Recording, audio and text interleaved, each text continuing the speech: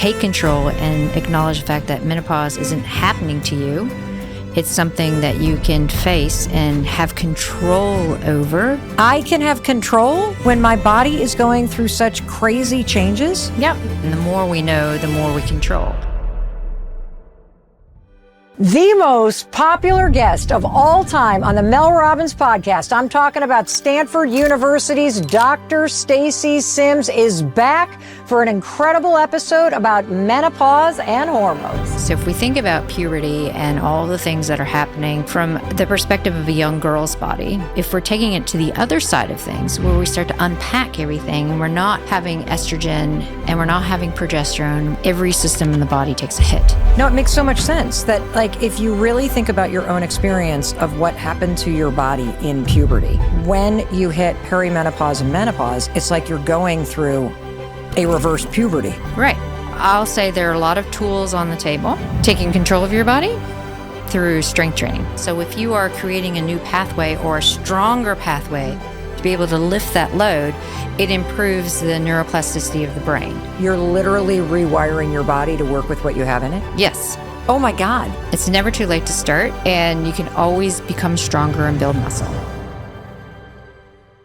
When you have the education and you put the steps into play, then you understand what's happening to your body, and you can adapt and change and modify things to counter what's happening. I want women to go away not being afraid, because it's such an amazing, powerful tool to have that education and to be able to invoke change to improve how you're feeling in the moment and also how you're feeling 5, 10, 15 years down the line. Where do you start? So we want to...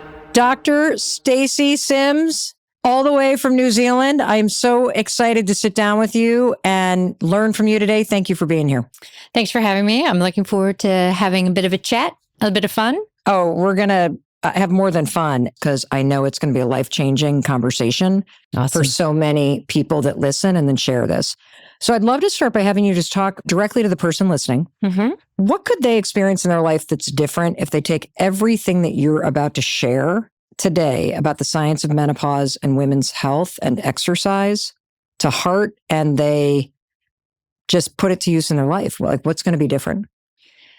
I think it's going to be the education component of actually understanding why and what is happening. Because we have not talked about that. I think we're the first generation of women that is trying to push and understand what is going on and that we're not siloed. So if you as a listener understand what's going on and you start putting some of the practices that we'll discuss into play, you're going to have more empowerment and more ability to take control and acknowledge the fact that menopause isn't happening to you. It's something that you can face and have control over to improve parts of your life. Really? Yeah. I'm sitting here processing this because last night I was in my hotel room here in Boston, and it was like 2:30, and I had like some sort of stress dream. Yep. That's a whole different conversation. But so I have this stress dream. I wake up, and I kid you not, Dr. Sims, as I laid there and the clock was kind of casting this light, I was so freaking hot, like a furnace, that I could see almost like steam. You were steaming in the bed. I was steaming in the bed. Yeah. Yep. I can have control when my body is going through such crazy changes. Yeah. Part of it is that women don't know what to expect and what they can do for all of their symptoms. And they hear all this stuff, but they don't actually realize that it's not happening to us. It's just a natural process. And the more we know, the more we control.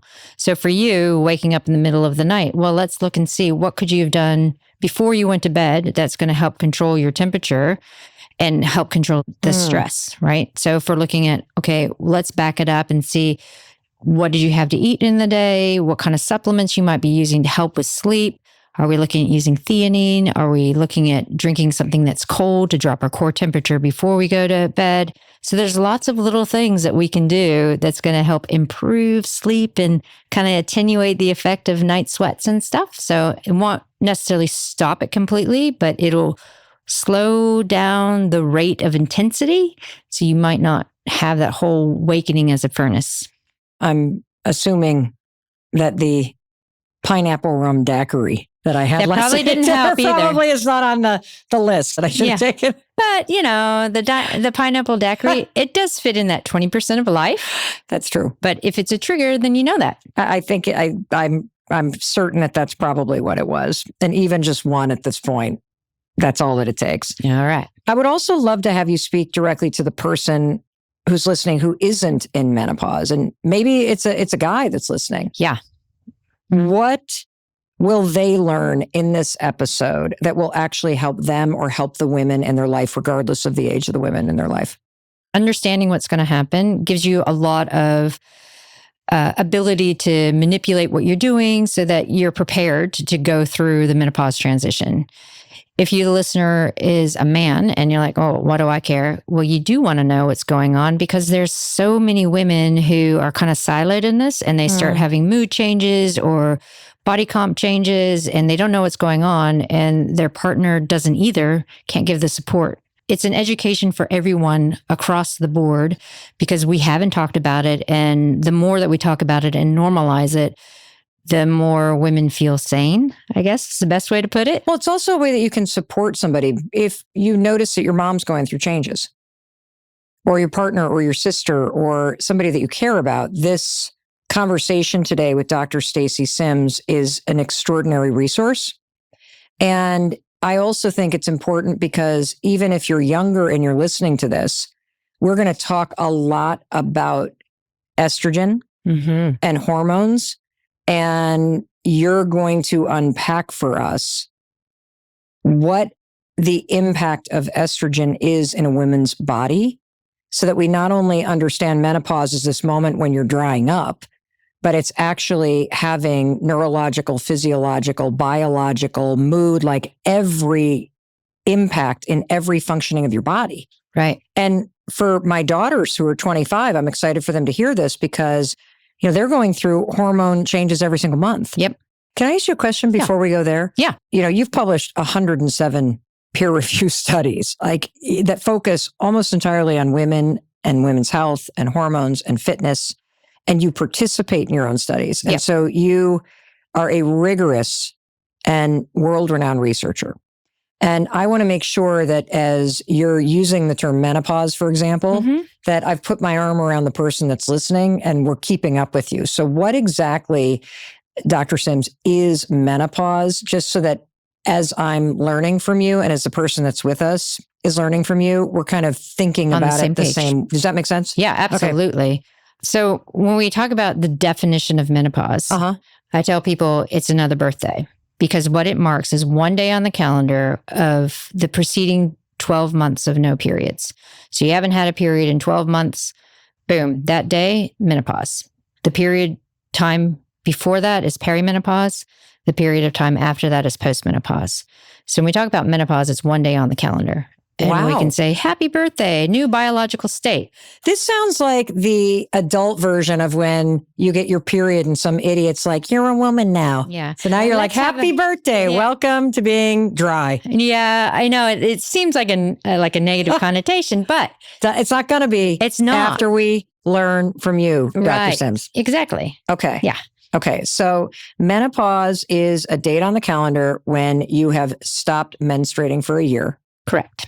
What do you think are the biggest misconceptions about menopause and its effects on the body? And how does that hurt women? I think the biggest misconception is people think it's a female hormone deficiency syndrome, which are big words to say, you've lost all of your hormones, we need to replace them. And in some extent, yes, it's a natural process of aging. So I want to bring everyone back to puberty. So when we look at the effect of puberty, what's happening in young girls is we see a widening of the hips. We see a change in our center of gravity where it drops from the chest to the hips. We see a widening of our shoulders. So girls are becoming very ungangly. They're putting on body fat. They feel uncomfortable in their bodies, and then they get their period.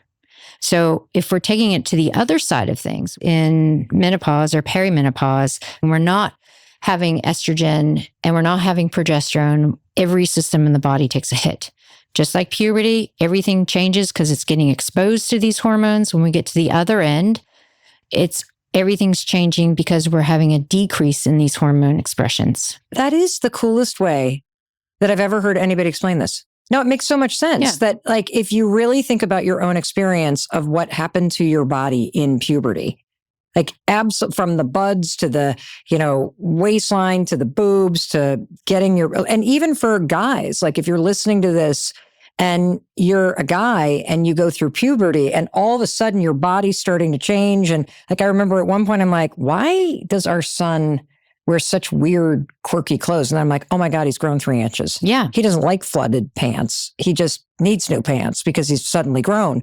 Like, so we've all had that experience of all these body changes that are all driven by hormone changes, right? And by how your body grows during that period. Never thought about the fact that when you hit perimenopause and menopause, it's like you're going through a reverse puberty. Right. Wow. Yeah. Because when we're talking about, we call it the epigenetic expression that occurs with hormones. Okay. So if we think about a lock and a key, the hormone comes and it turns the lock and it creates something, right? So if we're thinking about the hormone coming to a young girl's body, turns the lock to put on body fat. So now all of a sudden, instead of being super lean and really fast like the boys, her center of gravity's changed. She's putting on more belly fat. It's estrogen coming in, unlocking that. So when we're getting to the other end of things, estrogen's not there. And we're like, okay, now what's happening? So we're having a lot of expression of, we need estrogen. So we'll see in the brain where there's a big exposure of all these estrogen receptors, but not a lot of estrogen, because the body's like, where is the estrogen? Because it's now looking for it to keep going how it has since puberty. Wow. But when we start unwinding it and going, okay, now what's happening when we don't have estrogen? What's happening to the brain? Yes, you have all of these estrogen receptors that are saying, where is it? It's not there. So we start having a downturn and a decrease in the sensitivity of those receptors. So what does that mean? We see a change in our brain volume and function, but that's not just an offshoot of menopause. We see changes in the brain and brain volume and function across the menstrual cycle. But now it's even greater at perimenopause because we don't have a circulation of, okay, estrogen's dropped, now it comes up, and then it drops and it comes up. With perimenopause, it's always on a downturn. I just want to see if I can unpack that because it was such a visual and helpful way to think about this. So when you're going through puberty, the increase in hormones is like the key in the lock, opening up this expression, so to speak, of a new you. Yeah. And your body responds and it grows in new ways and it all of a sudden can do all these different things because of the hormones that are now present. And your body also responds because it has to create receptors and probably every aspect of your body functioning to be able to accept all the hormones. And you also said something really interesting, which is that even if you're, in your 20s, 30s, you still have a period in your 40s, you are going through periods where the key is in the lock and opening things up. And then you're going through periods where, whoa, there's no estrogen and you're experiencing symptoms. So is it almost like your period and PMS is sort of equivalent to some of the things that you experience when you go through menopause?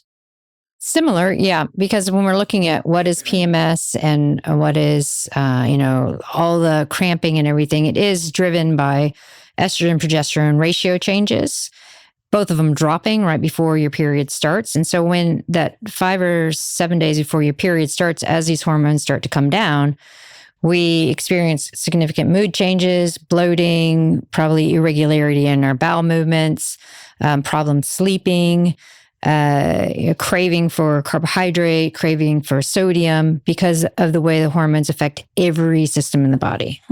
So when we think about perimenopause, it's not just a monthly cycle. We can have daily perturbations or daily pulses of estrogen that's changing. And when we're seeing that we're having more and more what we call anovulatory, or we're not ovulating, anovulatory cycles, we're not producing progesterone. So now we're having these big flux of up, down, up, down, up, down, up, down, up, down. And it gets, as the closer we get to that one point in time menopause, we have even more severe fluxes there. So I think what would be super helpful is if you could walk us through, maybe from the head all the way to wherever, to the toes. Yeah. What is the role that estrogen had been playing? And how does a drop in estrogen or the other one? Yeah. How does that impact the functioning of that part of our body now that the key is out of the lock? Okay. So when we talk about estrogen, we have to also know that estrogen and progesterone is like the Cinderella hormone, but has a lot of effect in the body as well. What does Cinderella hormone mean? No one really talks about progesterone, but it's really important. Okay. Progesterone is responsible for moderating what happens with estrogen. So that's why I talk about the ratios. And it has a lot of effect on our autonomic nervous system. So that's our sympathetic and parasympathetic, our heart rate, our breathing rate. So when we lose progesterone, a lot of those functions start to go awry. Okay, so now I'm at the point where the key is out of the lock.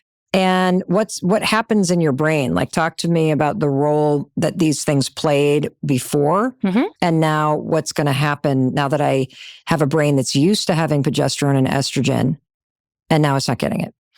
So I'll start with the mood aspect. Okay. Because it's really down to neurotransmitters. So those are the little chemical messengers in your brain that affect your mood.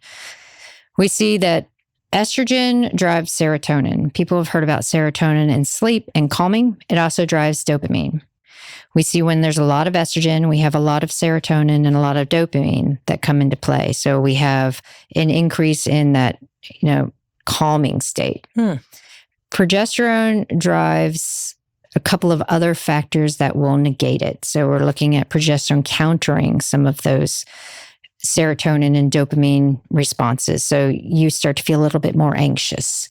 When both of those drop off, your neurotransmitters are kind of askew. And so you'll go through a day where you're like, I feel really great. I don't feel really great. I feel, what's going on? So your brain is really confused because some of the key messenger are not really working how they used to when they were affected by estrogen and progesterone. So this is how we get a lot of mood changes.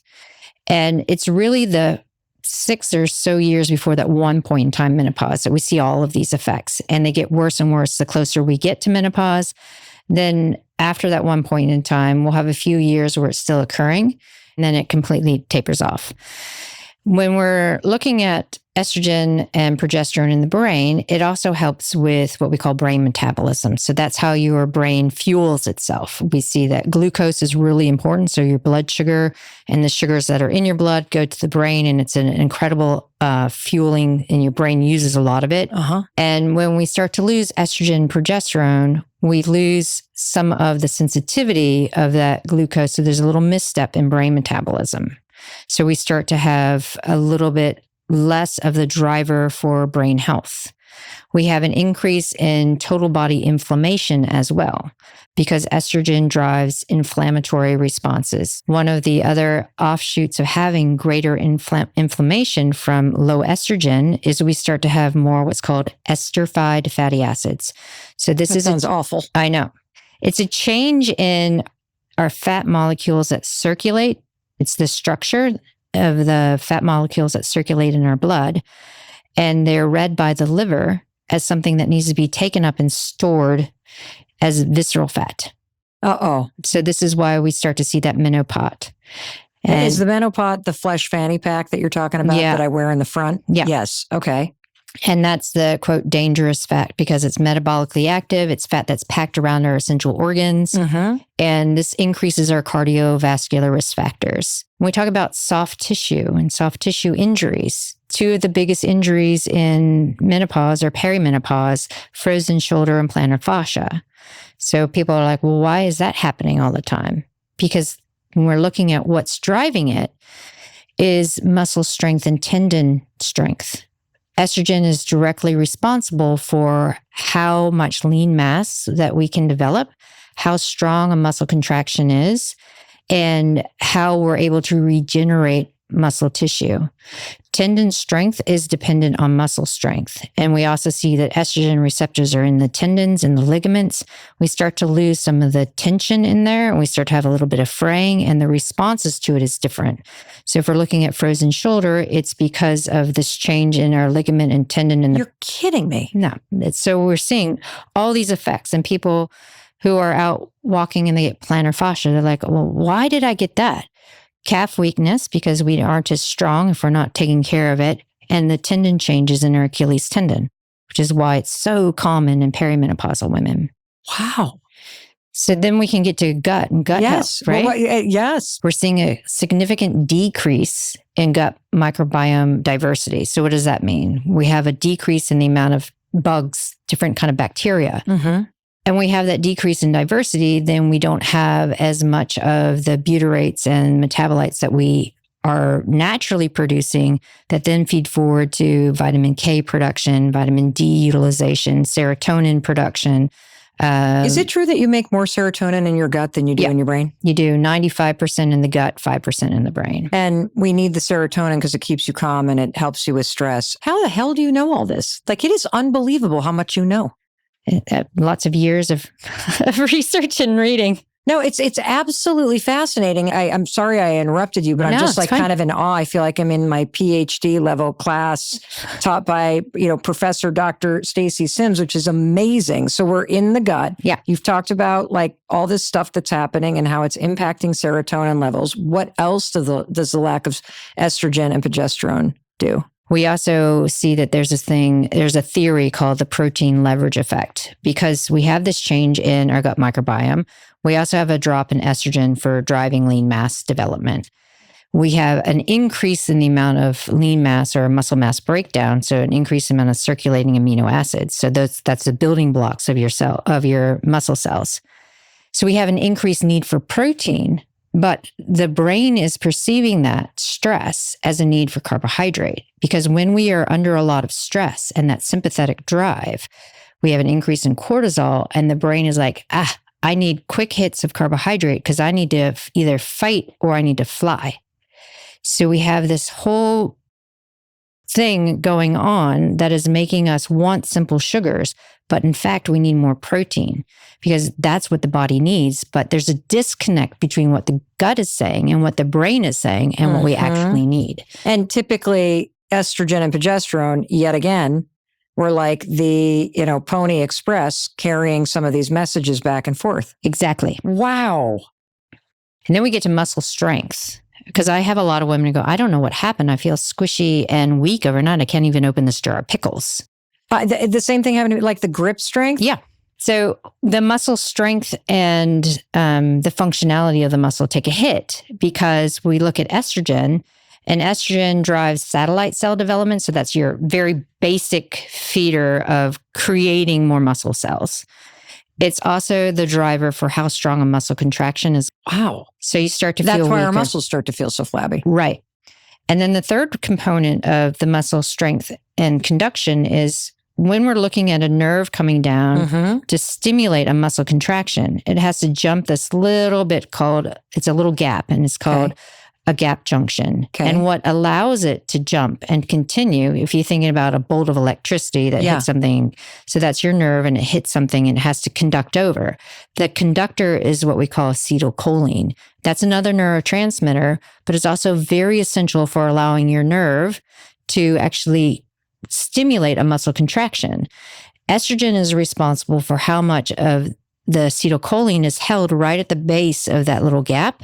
So when we lose estrogen, we lose how much is there. So it slows the nerve conduction, which means we don't have a really strong, powerful muscle contraction. You just explained the scientific, physiological, neurological, biological breakdown of what's actually happening. Mm-hmm. I would love to have you explain like what that means about what we see in our bodies, like what's happening to our stomachs and our waists and our arms being flat. Like why do we gain weight or typically gain weight in certain areas? Why are certain parts of our body? And I know it has to do with every little aspect of what you just taught us. Yeah. But why is it hanging out in our arms and our bellies? Those become the big fat storage areas. So when we're talking about it hanging out in our belly, it's not necessarily fat under the skin, which is subcutaneous fat. We start to see a menopause coming out. That's because it's that visceral fat, that dangerous fat that gets packed in and around the organs, which pushes everything out. So we see like an increase in our belly fat, but it's not the easy to move under the skin type fat. It's deep fat.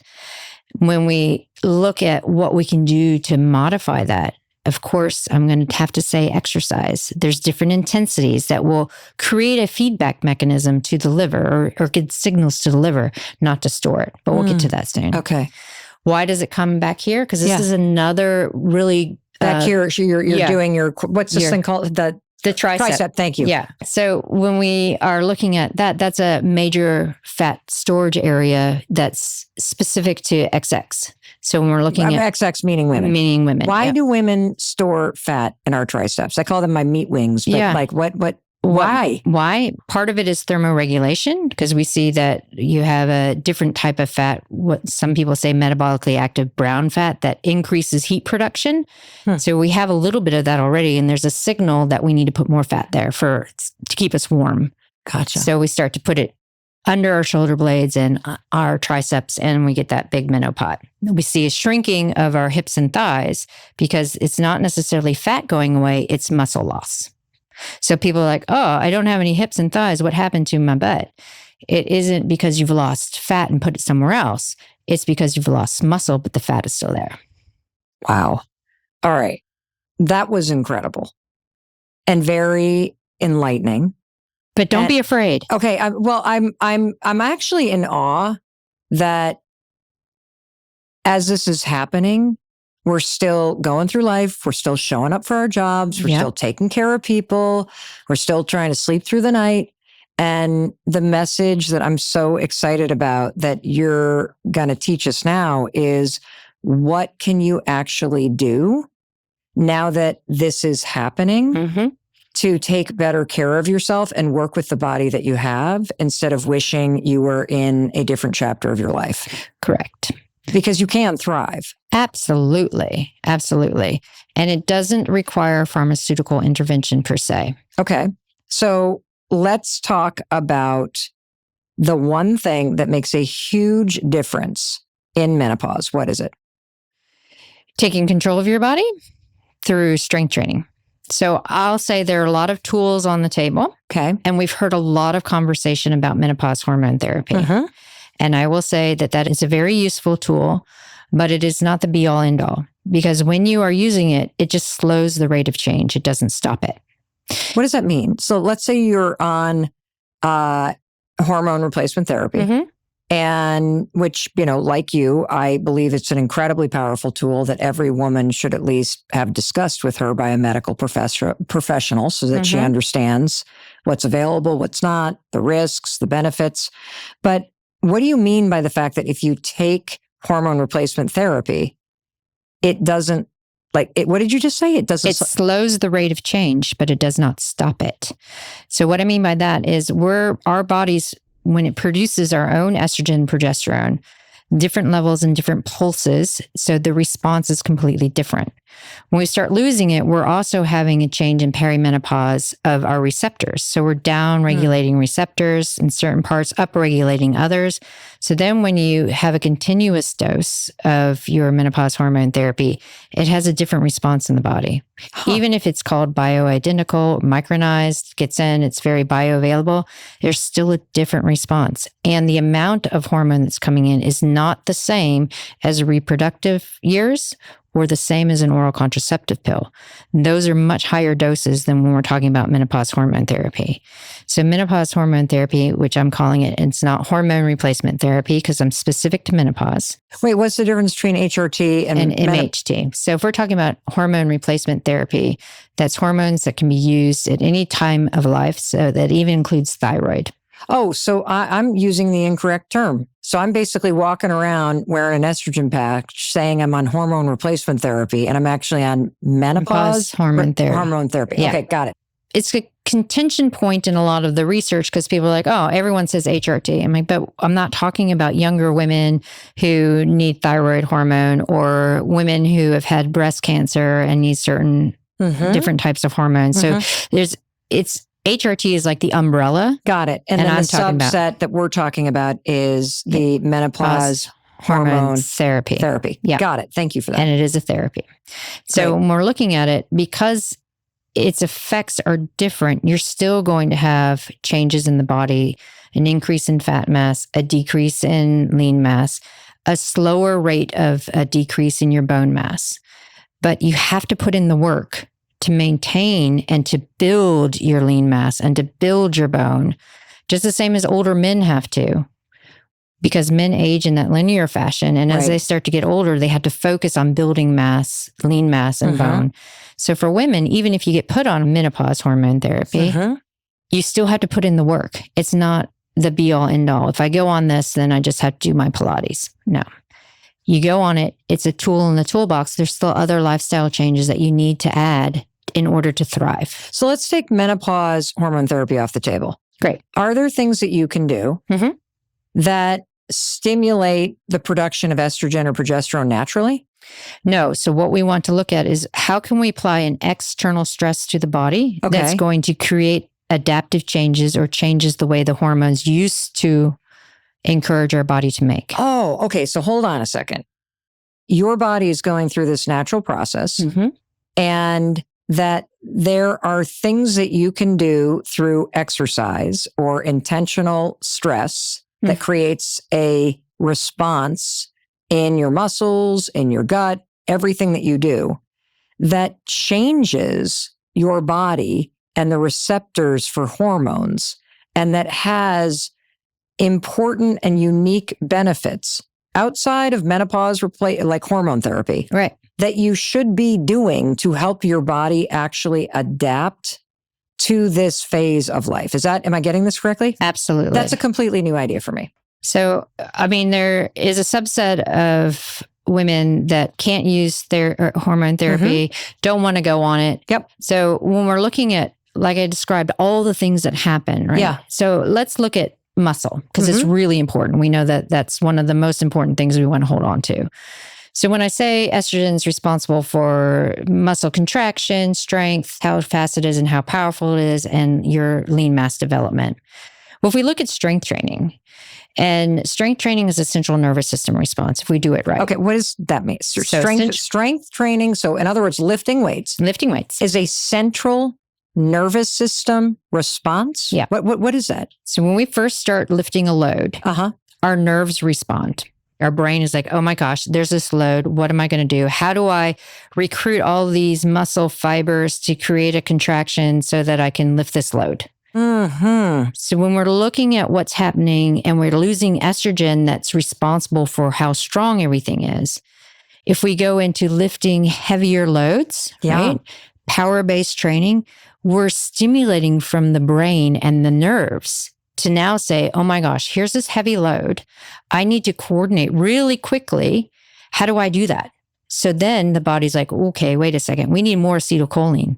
Where's estrogen? Estrogen's not there. Okay, well, we'll pull acetylcholine and formulate more and stick it in those vesicles and those holding patterns. It's almost like, I'm sorry, I'm like this metaphor, but I'm just trying to track so desperately because I think I'm starting to get this. It's almost like when the star player on a team gets injured and they're out of the game. Yeah. And now because that player's not there, the coach is like, let's look at the bench. Yep. And so by strength training and putting your body in an intentional, like stressed out space, it's going to go and do what it normally does. And normally it would be like, estrogen, where are you at? We got groceries to carry. We got a dumbbell to lift. We got something we need to do. Estrogen's not there. You're literally rewiring your body to work with what you have in it. Yes. Oh my God. And really? Yes. And so that's why this works? Yes.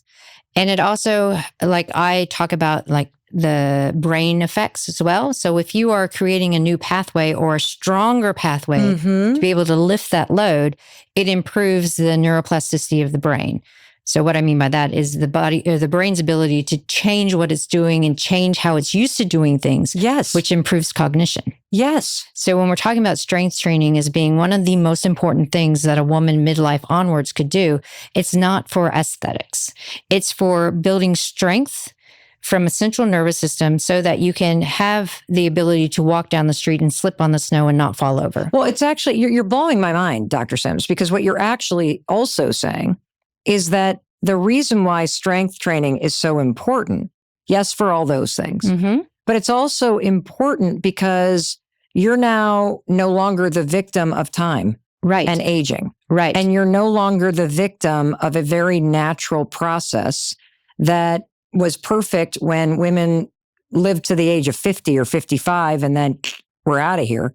Or if they were older, then the animal would come and eat them because they couldn't get away. They weren't strong or fast enough. But what you're actually saying is that through strength training and some other things that you're going to recommend, you can intentionally make your body, brain, and entire functioning adapt. Yes. So that you can thrive without the estrogen and progesterone that you used to need. You're basically rewiring your body. Right. So this is what I mean. That's freaking cool. It's great. I never thought about it that way. So when I see women who start lifting at the late parts of perimenopause into postmenopause, often they find that they're stronger and they have better body composition over the course of 5 years than they did when they were in their early 30s.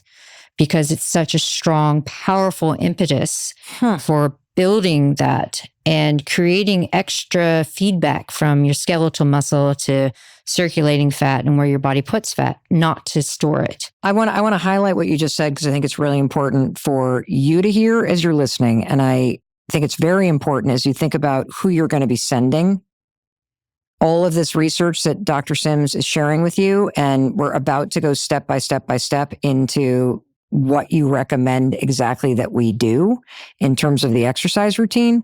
But you just said that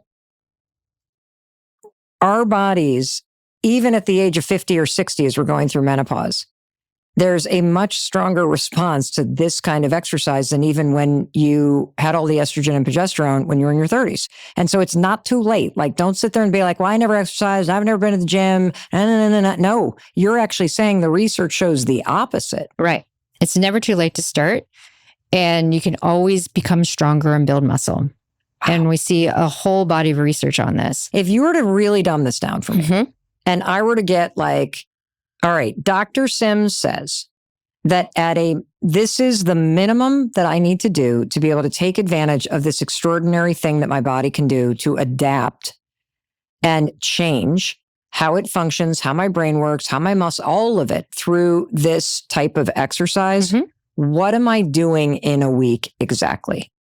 Okay, I'm going to bring it back a step though. Okay, cool. So if we start talking about strength training and people who've never been in it before, there's where you start, and then there's the ideal. Got it. Okay. Let's go with where do you start? So we want to move people to the ideal, which I'll explain after where do we start. Beautiful.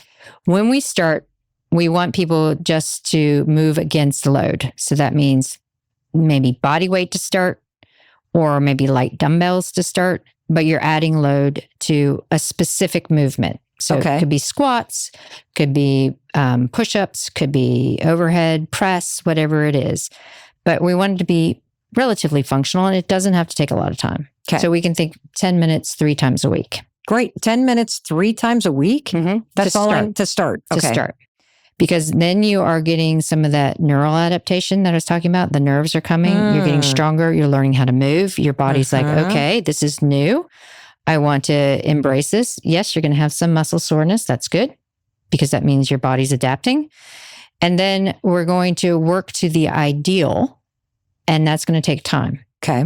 Because this is what we're doing for the rest of our lives. It's not a training block for bikini season. Got it. Okay. Well, and you have so many incredible resources, and we will link to online resources and lots of different things that you can check out after you've listened to this in the show notes. But let's go to what would be the ideal program that Dr. Stacy Sims is telling me. Okay, Mel Robbins, Girl, it's time. Let's go. Okay. So we've worked through, you know how to move well. You're comfortable lifting weights. So the ideal would be 3 times a week, total body heavy lifting. Okay. So this could be Monday, you're going to the gym and you have a squat focus. So what I mean by that is you might start with 3 by 5 at 80%. I can see your face. I'm like, I'll explain what it. are we doing? We have 3 by 5 at 80% and then 2 by 3 at 85%. What does that mean? So that means that when you go and you get a barbell, you put some weight on, and it's at 80% of the most that you can lift. So it changes day to day depending on how you feel. I like women to use what we call rating of perceived exertion.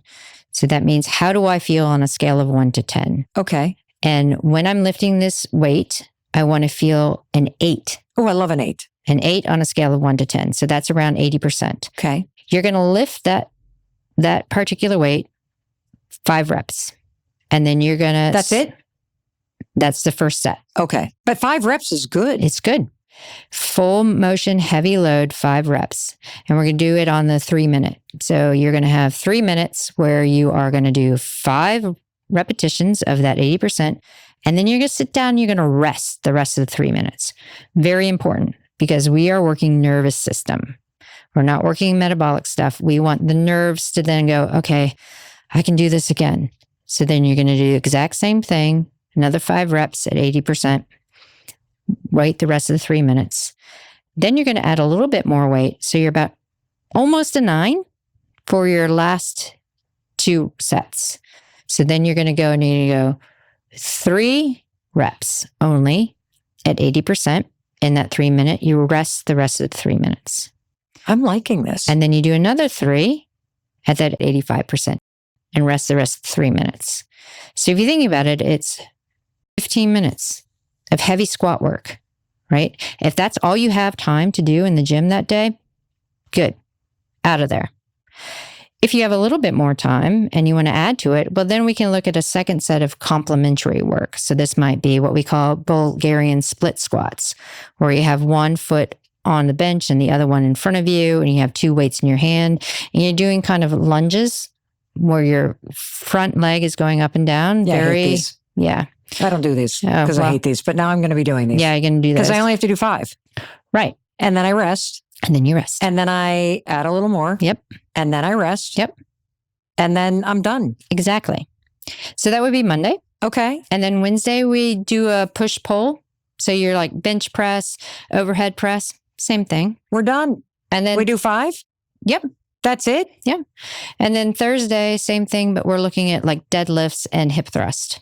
So we're working all the gluten posterior chain. And we're going to link to resources that you can check out. Mm-hmm. And of course, Next Level has all kinds of photos. And this is like a manual that can walk you through it. This amazing best-selling book. For a postmenopausal woman who's walking into a gym today, what would you say the top 3 things are she should do? Ignore the cardio machines. Ignore the classes. And we want to go to where the strength training is. And we look at it as, let's have some fun here. Okay. So it could be dumbbells. It could be the barbell. It could be the sled. I love the sled because it's fun. It's a total body effort where you put some weight on, you push it, and then you can pull it and push it and pull it. Completely gasses you. So total body strength.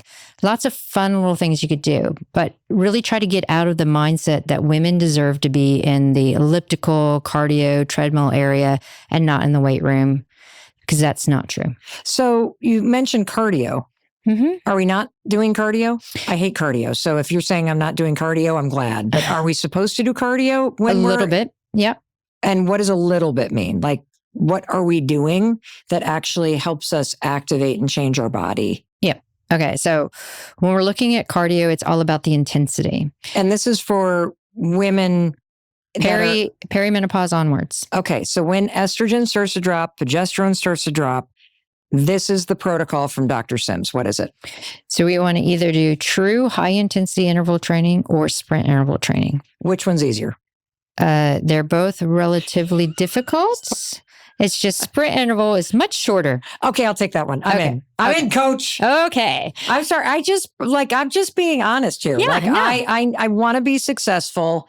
So I'd like to know what could I get the biggest bang for my buck? And if I'm not in a class where somebody's screaming at me, and I don't feel publicly humiliated if I drop out, I need something that's shorter. So what is actually sprint interval training?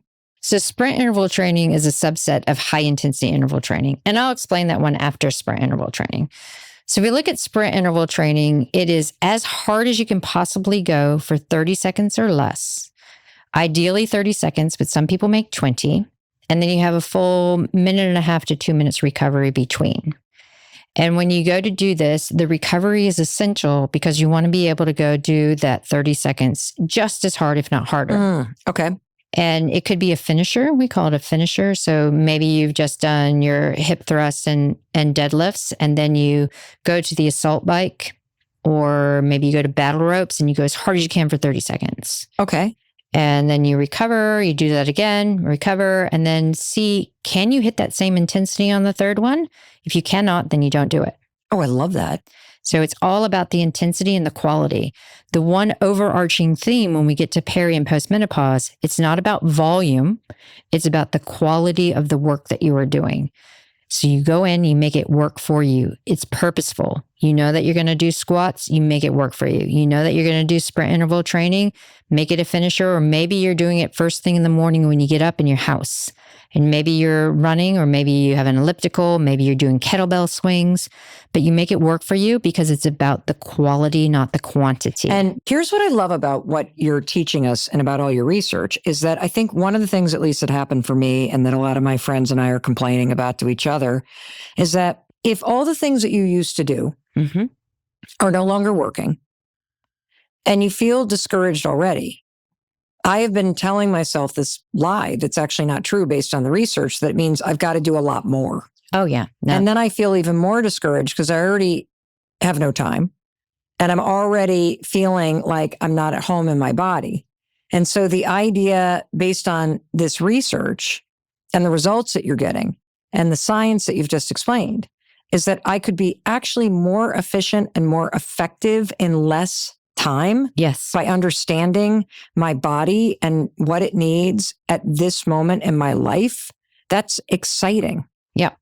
And it's kind of a mind shift for a lot of women who are so used to the idea that we have to go to the gym or we have to go out and smash ourselves for an hour or more. And we're not going to get any results. And you feel guilty because you only have 20 minutes and I'd rather do nothing than 20 minutes. Actually, no, 20 minutes is way better because if you're focused and you're doing the right intensities in 20 minutes, that goes so much further for everything that you want than an hour and a half as a slog. And I also just want to say that, one of my friends was like, weightlifting, but I don't want to bulk up. And I'm like, do you know how long you need to spend in a gym to bulk up? And how much food you need to eat? Yeah, like that is not happening by accident. No. So I think that's one of those concerns. Yeah. That's actually not real. It takes a lot of abundance to build muscle. And that's a misconception that if I eat a lot, then I'm going to get fat. If you are strength training, you're going to build muscle. But in order to really bulk up, like a lot of the Olympians that you see or the professional CrossFitters, that's their job. Their job to eat and to lift. For the normal woman who's doing 3 times a week strength training, they're not going to get bulky. They'll get, I hate the word toned, but that tends to be their rhetoric in a lot of the fitness industry. What word do you like instead? Muscle definition, strength. Yeah, I like that too. Strength. Yeah, you get stronger. You get stronger. Yeah. Tighter. Stronger. Yeah. I like tighter. Better posture. Yes. Better stress resilience. Yeah. All of those things. Yeah. And I'd like the lumps and the bumps around my bra straps to go away. That would be awesome. Yeah. Okay, cool.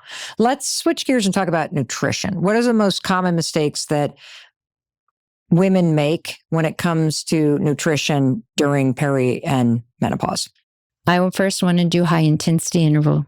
Oh, I skipped it on purpose because I was hoping we were just going to skip that. Yes. I was. Yes. Okay. We can do high intensity. I need to do it because I need to define it for you, the listener. Okay. Because we hear and see so much marketing that's being pushed out by different fitness groups and classes and stuff that is geared for the 40 plus woman. But I see, and I'm notorious for calling them out, so I will not be afraid to call them out on this show. We look at Orange Theory. We look at F45. Their marketing is to the subset of women that are afraid because their body comp is changing in a way that they can't control or think they can't control. And the messaging is, you just got to come, you got to smash yourself with these intervals. But what happens in those types of classes... And this is for 40 and 50. Like, go if you're 20 or 30, but if you're 40 or 50... If you're in your late 30s, early 40s, you are in perimenopause onwards, not appropriate. Why is it not appropriate? Because you don't get into true high intensity. So when we look at what is true high intensity interval training, is what we call polarized training, where you go hard in the interval and you have adequate time to recover to be able to go hard again. Oh, this is what you just taught us, which is that 30-second thing. Right. And then I'm sitting on the bench breathing. Yeah. Yes. Okay. But with high intensity, not sprint interval is 30 seconds or less. High intensity interval training, the interval is a bit longer. It could be 1 to 4 minutes, and then you have variable recovery. This is more of a metabolic stress, but it's not something that is going to smash you for 45 to 50 minutes because we can't ideally hold the proper intensity that long. So with these classes, women are being put in moderate intensity. And the problem with moderate intensity is it's too easy to be hard to invoke change that we want. Got it. Okay. And it's too hard to be easy to allow our bodies to recover. So women go to these classes, they feel like they've had a good workout because they're completely smashed, but then they are in a point where they're tired but wired. They can't sleep well. They're not losing belly fat. They're getting injured. It's because they are staying in an intensity that doesn't do much for them. And if you're doing exercise that is not effective, you're probably also just jacking your cortisol. Right. And since estrogen and progesterone, they've gone and they're not there to help break it down, that's why you're going to feel like you're so stressed. I'm getting this. What are the biggest mistakes that women who are peri or postmenopausal are making with nutrition? I'll give you a case scenario that I see all the time. Great. Okay. So a woman comes in, she's in her mid 40s. She's doing all the things. She is putting body fat on, even though she's exercising. She thinks she's eating a clean diet. And you talk and find out that she's really worried about putting on more weight. So she's cut her calories and increased her training. So when I look, I'm like, well, we need to drop the training and increase the food. And automatically get the eyeball of what? What's going on? You want me to drop my training and increase my food? That's going to make me fat. No. Because when we're looking at nutrition, we are under the idea that if we eat more, that we put on fat. But for the most part, women who are stressed out and really super busy don't eat enough. We also have this fear of carbohydrate. Women need more carbohydrate. When we're perimenopause into postmenopause and we have issues with insulin and insulin sensitivity, the type of carbohydrate we eat becomes important. Like what? What do we need to eat? So we want to look at more fruit and veg and whole grains. Not only does that help with insulin, but it also helps with our gut microbiome, right? Because we want to feed our little gut bugs to be really crazily diverse, right? So if we are being very restrictive, reducing the amount of carbohydrate that we're having, we often restrict fruit and veg, and that is the food for our gut. Is the rule of thumb that you should be trying to eat like your ideal body weight and protein also count for women in menopause and perimenopause? We try to get women to have about 1 gram per pound of body weight. And the reason for that is... What you are now or what you want to be? What you are currently. Okay. And then as your weight comes down, your protein increase comes down. But ideally, if we all... I don't think I could get 150 grams of protein in. You could. Really? Yeah. How am I going to do that?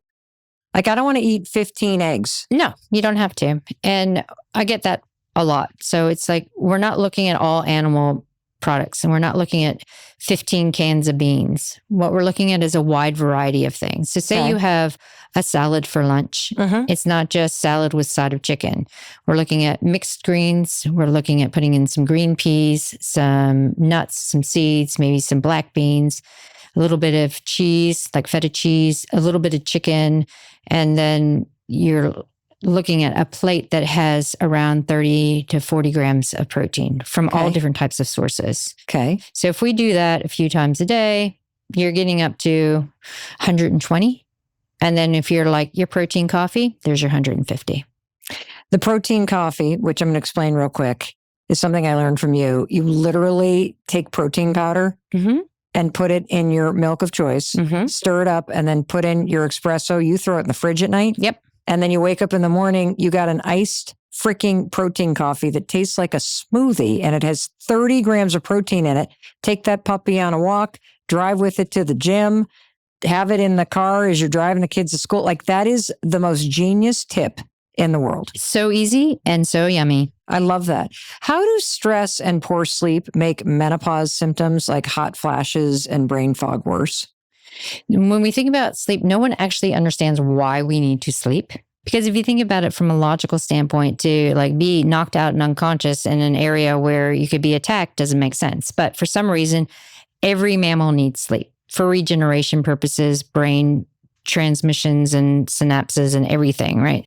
So when we get into perimenopause, because we are so stressed from a nervous system standpoint, because again, we're having all these changes in our hormones and we're sympathetically driven, then we can't get into our deep reparative sleep because we can't actually access parasympathetic responses very well.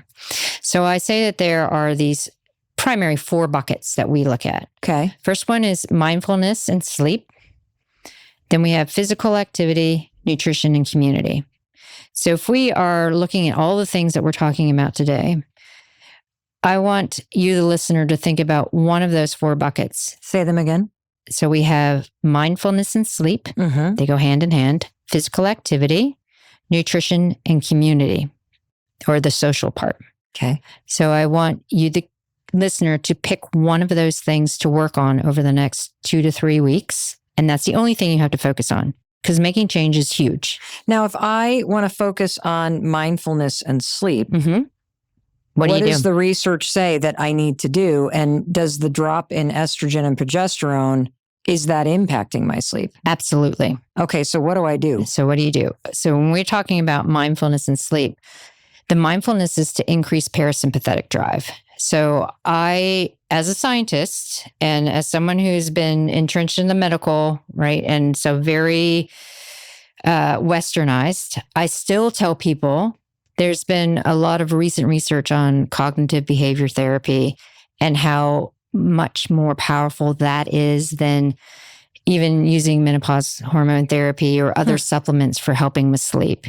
So mindfulness is part of that CBT. It's not the full, but that's one piece that everyone can action.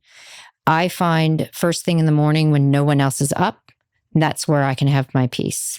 If I don't have that, then the rest of my day is off kilter. So it's something that you can practice on putting in. Does it mean you have to get up at 4:30 in the morning? No, because I want you to spend time sleeping. If you can't find it, but maybe it's you dropped your kids off and now you're sitting in the car before you get into traffic, take those 5 to 10 minutes with the windows up and just have that peace.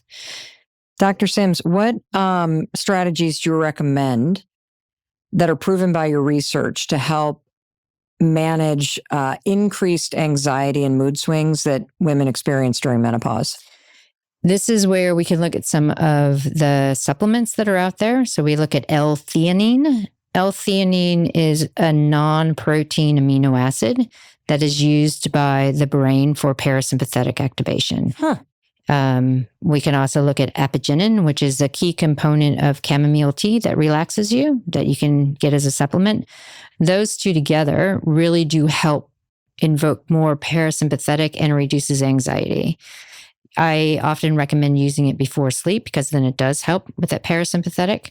The other thing is creatine. So creatine, primarily creatine monohydrate. We look at Crea Pure because then we know that it's pure creatine.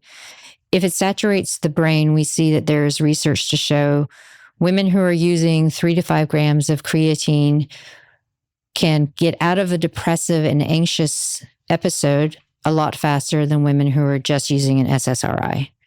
So if we're looking at anxiety meds and how they affect anxiety and depression, I'm not saying get off them, but I'm saying that you can complement it with creatine, or if you're someone who has not gone on them and you're having all these mood swings, to use creatine, because it is something that significantly helps with the moderation of brain metabolism, which we need to help with our moods. In your research, have you found a connection between the strength training? I mean, we've kind of talked about that grocery example of even holding the bags of groceries stimulates a nerve response, stimulates this kind of stress response where you're actually training your body to get stronger under a stressful situation, which is basically what you're also doing when you lift weights, right? Right. You're like putting yourself into a stressful body state, which then builds strength. Is there a connection between doing that and lowering anxiety or mood swings or even your stress response? Absolutely. We see a lot of the psychological research that's showing if we're doing strength training and we're modulating brain synapse, we're improving our ability to be stress resilient. And that feeds forward to reducing anxiety and depression. There's a really cool study that just came out on boys and girls in puberty who have a really high anxiety and depressive level. Strength training 3 times a week, and their moods and ability to cope completely change over the course of 12 weeks. Wow. So it's a very powerful tool, and it's not a pharmaceutical, which is why I think people don't look at it that way. But exercise, because our body is made to move and adapt, it creates such a positive stress and a positive health outcome that people are like, why were we not doing this before? It's because a lot of people don't understand. They'll give the generalized instruction of just exercise. But when we get down to the nuts and bolts of what is it, how do we do it, why is it for me, we see all these physiological and biological changes that occur that then improve our health outcomes. It's incredible. Well, it makes so much sense. I mean, you'd said earlier that it's really training your nervous system. And so it would make sense that if you do strength training and you're developing strength in a stressful situation, that you are naturally going to be better at handling stressful situations in life. Yes. Yeah. It's about building stress resilience. What is it possible to feel in terms of the changes of what your life can feel like if you really implement some of these changes? You implement the strength training, you implement some of the sprint training, you really pay attention to diet and sleep and that 10-minute rule and some of the other things that you've talked about. What is it possible to feel? Empowered. Because when you have the education and you put the steps into play, then you understand what's happening to your body and you can adapt and change and modify things to counter what's happening. Because I think we've gotten to this point with our generation who's been fit and told we can do whatever we want and we can achieve whatever we want. And then boom, our bodies aren't playing ball, right? And now that we're talking about it and we're being educated about what's happening, we can take the reins again. And we can be very individualistic to what's happening to me in my body. How can I take control of it? And what do I need to do to create the adaptation that I need to improve myself and my symptoms? And there's the generalization of all the guidelines I've given. But if you're someone who's like, well, sprint interval, it doesn't work for me, but high intensity gives me my old feeling of a runner's high and it's improving all these things that I'm finding, then go for it. Yeah. Strength training, a lot of women don't love it, but you can learn to love it. I didn't love it. Now I love it because I find a sense of elation more than smashing. Because again, it's central nervous system. So when you get out, you feel like, yeah, I feel strong and powerful. I don't feel completely smashed from being in the gym. So there's lots of different things that you can do with the tools in the toolbox to then take and say, I own you, menopause. You don't own me. You blew my mind today. Like I am going to look at the rest of my life completely differently. Fantastic. I look at what is possible in my body completely differently. I am about to open up my contacts and share this conversation with probably 75 women because I have a totally different understanding of what is possible, of what is happening, of the tools whether it's menopause, hormone therapy, but more importantly, how you've just educated and empowered me to think about the intelligent and amazing design of my body to be able to adapt, thrive, and win at this next chapter. And so I just am so grateful. What are your parting words? Not to be afraid, because I've had younger women in their 30s say, I'm so afraid. With all this conversation around menopause, I'm so afraid. It's like, well, don't be afraid, because it happens to everyone who's had a menstrual cycle in their life. It's coming. It's coming. But having the knowledge and the tools, it's not something to be afraid of. It's something to know that it's there. It's part of life. There are other cultures where there is no word for hot flush. There is no real word for menopause. It is just something that happens. And our culture has made it such a negative thing, right? I want us to all change that rhetoric and conversation. Women don't die at 40. Research doesn't stop for women at 40. We have another 40 years. Let's not be afraid of it. Let's really figure out what's going on so that we have those tools to be empowered, to be able to make the changes we need. Because again, we're not an algorithm. We don't age the same as men. That's why up to this point, no one's had these conversations. But now that we're having these conversations, we know what to do. So I want women to go away not being afraid. I want you, the listener, to take one of these things and implement over the next couple of weeks, and then slowly build from there. Because it's such an amazing, powerful tool to have that education and to be able to invoke change to improve how you're feeling in the moment and also how you're feeling 5, 10, 15 years down the line. Well, Dr. Stacy Sims, I'm trying the 3 days a week of the 20-minute strength training. I am going to be using the programs that we link to. Nice. I cannot thank you enough for hopping on a plane and flying here all the way from New Zealand. And this is one of those conversations that I believe is going to change the trajectory of millions of people's lives. And I personally feel incredibly empowered about this next chapter of my life because I understand what's happening and I actually am excited to try these tools. So thank you, thank you, thank you. You're welcome. I'm excited. Me too. And I'm also excited for you. And I want to thank you for being here, for listening to this, for sharing this with all of the women in your life. I mean, this blew my mind. I'm sure it blew your mind. The research is incredible. Dr. Sims is incredible. And you're incredible too. And one more thing, in case no one else tells you, I just want to tell you that I love you. And I love you because you're taking time, and you don't have a lot of time, to learn about your health. You're taking time to empower yourself. I think that is the coolest thing in the world. And because you actually listen to this, I have zero doubt that you have the ability to create a better life. And now you have a roadmap to go do it using science. So use it and share it. All righty. I will see you in a few days. I'll be waiting in the very next episode to welcome you in the moment you play. I'll see you there. And thank you for watching all the way to the end. And you're going to love this next video, and I'll be waiting to welcome you in the moment you hit play.